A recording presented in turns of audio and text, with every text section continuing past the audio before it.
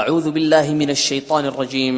بسم اللہ الرحمن الرحیم اذا الشمس كورت جب سورج لپیٹ لیا جائے گا، واذا النجوم انكدرت اور جب تارے بے نور ہو جائیں گے، واذا الجبال سيرت اور جب پہاڑ چلائے جائیں گے، واذا العشار عطلت اور جب بیانے والی اونٹنیاں بیکار ہو جائیں گی، واذا الوحوش حشرت اور جب وحشی جانور جمع کیے جائیں گے، واذا البحار سجرت اور جب دریا آگ ہو جائیں گے، واذا النفوس زوجت اور جب روحیں بدنوں سے ملا دی جائیں گی، واذا الموءودة سئلت اور جب اس لڑکی سے جو زندہ دفنا دی گئی ہو پوچھا جائے گا بأي ذنب قتلت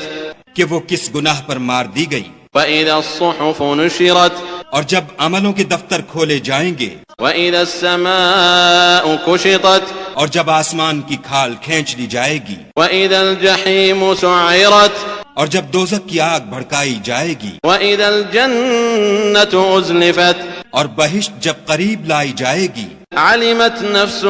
ما احضرت تب ہر شخص معلوم کر لے گا کہ وہ کیا لے کر آیا ہے۔ فلا اقسم بالخنس ہم کو ان ستاروں کی قسم جو پیچھے ہٹ جاتے ہیں الجوار الكنس اور جو سیر کرتے اور غائب ہو جاتے ہیں، والليل اذا عسعس والصبح اذا تنفس والليل اذا عسعس اور رات کی قسم جب ختم ہونے لگتی ہے، والصبح اذا تنفس اور صبح کی قسم جب نمودار ہوتی ہے، انه لقول رسول کریم کہ بے شک یہ قرآن فرشتہ عالی مقام کی زبان کا پیغام ہے، ذی قوت عند ذی العرش مکین جو صاحب قوت مالک عرش کے ہاں اونچے درجے والا، مطاع